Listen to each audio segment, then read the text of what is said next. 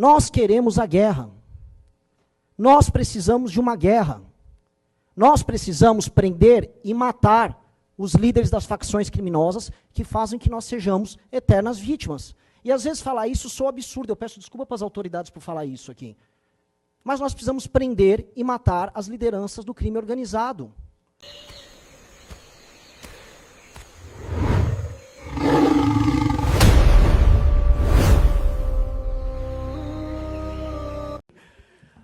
Boa noite, amigos.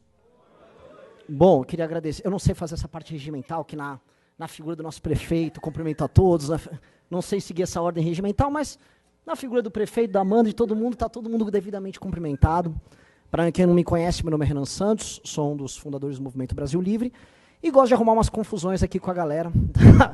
E, enfim, tenho que manter certo formalismo aqui na forma de me colocar, mas, enfim, acho que vou trazer aqui uma mensagem muito sobre o que nós devemos fazer, sabe? A gente viu boas iniciativas aqui, oriundas do Executivo, boas iniciativas oriundas do Legislativo. E tudo isso, ou quase tudo, em termos de boas iniciativas no combate ao crime, param, e sempre param, numa legislação, parte dela plasmada na nossa Constituição, que facilita a vida do crime. Temos aqui muitos agentes de segurança aqui, policiais municipais.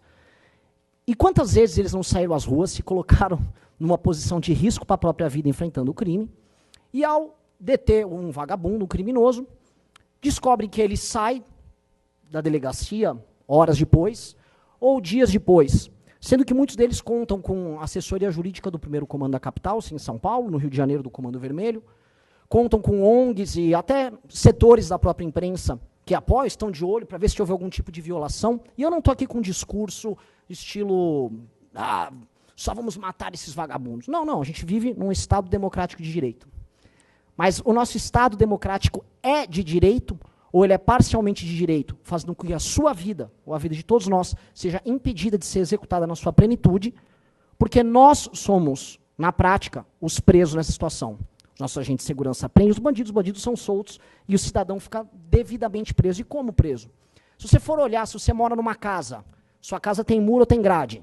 Todos aqui. Se você mora num prédio, provavelmente tem um segurança, uma pessoa que vai brecar a entrada de pessoas, porque o seu prédio provavelmente também tem muro e também tem grade.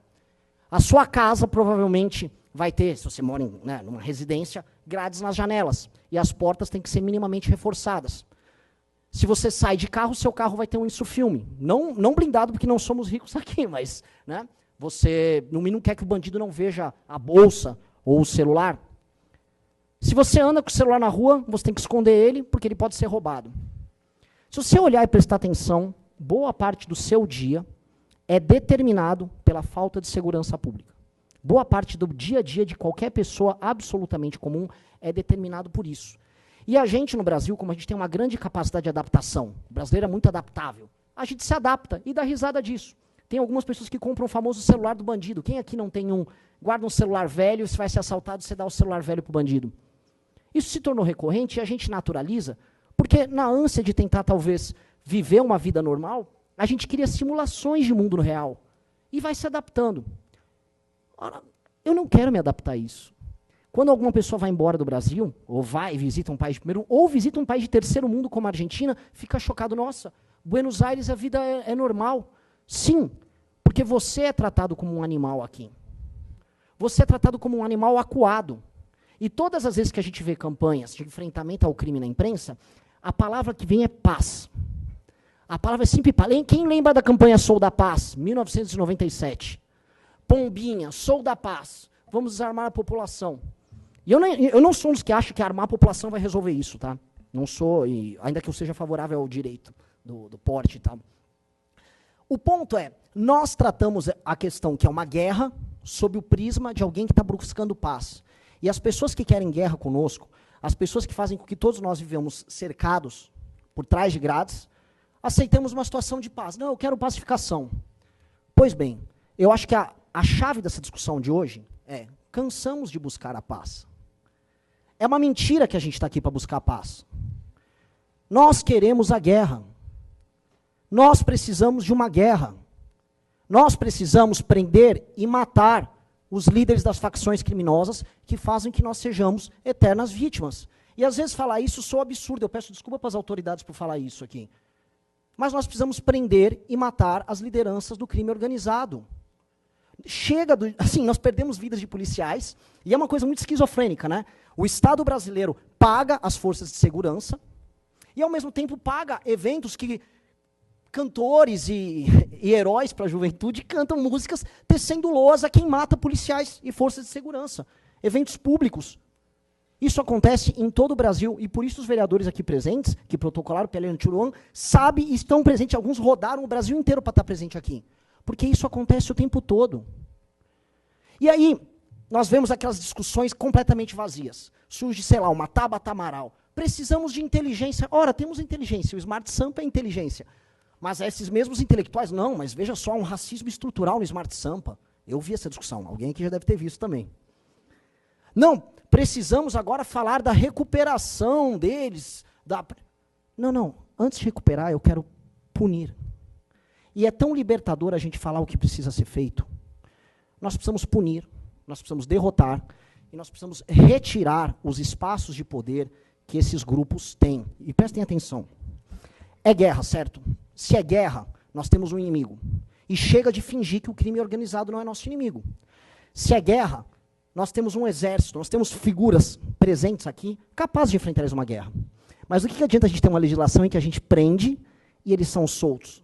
Mais do que soltos, a gente prende, eles formam uma ONG, vão para Brasília com essa ONG, se reúnem com ministros, se reúnem com deputados, fazem um lobby, produzem um filme, colocam um filme na Netflix, colocam os cantores para cantar para vocês e fazem o que vocês aceitem diariamente, que a sua situação é viver por trás de uma grade segurando um celular com medo de ser roubado, como aquele ciclista que tomou um tiro no meio da barriga por causa de 2 bandidos, eles próprios vinculados ao primeiro comando da capital.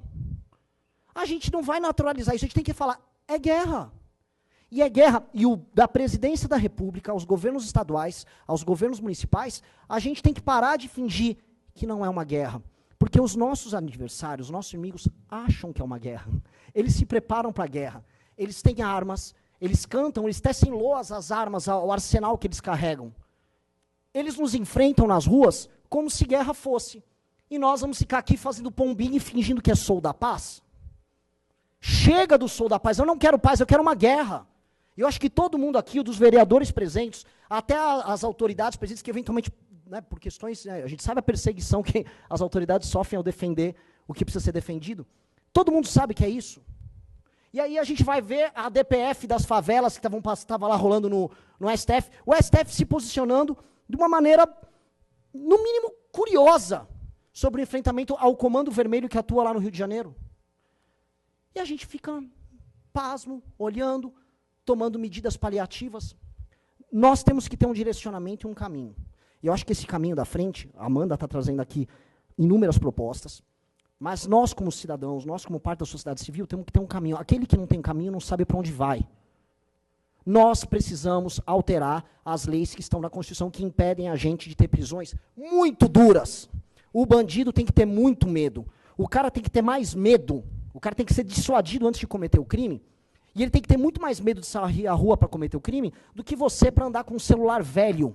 Um celular, uma porcaria de um celular, que você paga uma fortuna com impostos caríssimos, para ficar com medo de andar ali na rua, achando que você está ostentando, tendo a porcaria de um aparelho feito na China que ninguém liga, porque o mundo inteiro tem esse aparelho, e você acha que ele é um objeto de desejo, simplesmente que tem um cara, um criminoso, querendo tomar ele de você.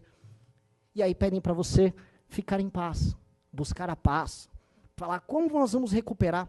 Eu não quero me preocupar em recuperar ninguém agora. Enquanto tiver alguém solto de uma facção, enquanto uma facção controlar 1 centímetro de território no Brasil, significa que nós estamos perdendo essa guerra. E isso nós temos que propor para nós enquanto geração. Qual é o papel da nossa geração? Aceitar ficar na paz, sendo dominado por esses caras, ou aceitar definitivamente ir para a guerra? Nós temos que ir para a guerra, e é a única coisa que importa. Se tem uma facção que controla um pedaço do território brasileiro, não importa em São Paulo, no Rio, a gente sabe o que está acontecendo no Brasil inteiro, aqui temos representantes do legislativo do Brasil inteiro. Todo mundo sabe que algum naco do seu estado é controlado pelas facções criminosas. Todo mundo sabe disso. É aberto, é público, é notório. Enquanto nós ficamos fingindo que isso não é um problema, e que nós somos reféns no nosso suposto estado, a gente vai ficar se iludindo, vivendo com aquelas casas, com aquelas grades, com até a barriga para o carro entrar, para o carro caber na garagem, né? Com segurança em prédio, para quem pode, e negando o óbvio. Nós somos um bando de refém. Eu prefiro ser um refém que luta para não ser escravo, do que acordar e correr o risco, como a Amanda está correndo, e declarar guerra a esses caras. Com eles ameaçando você, mandando mensagens de morte, afirmando que você tem que desistir, que vai te matar, que no caso dela, por ser mulher, e as mulheres sempre, aliás, as mulheres que estão aqui presentes são muito corajosas, porque elas sempre sofrem ameaças muito mais duras do que nós homens, mas muito mais duras.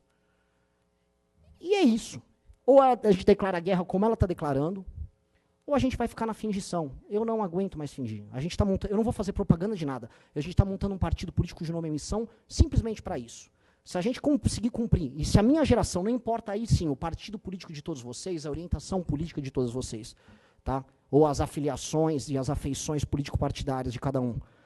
Se nós pudermos todos declarar guerra ao crime e fazer o óbvio, e permitir que nossas polícias possam caçar, prender, e no caso, se houver resistência, levar a óbito quem causa o terror na nossa vida, nossa geração vai ser marcada como uma geração vencedora, e não como uma geração que se acovardou e ficou escondida pregando paz num país que só quer a guerra. Muito obrigado a todos.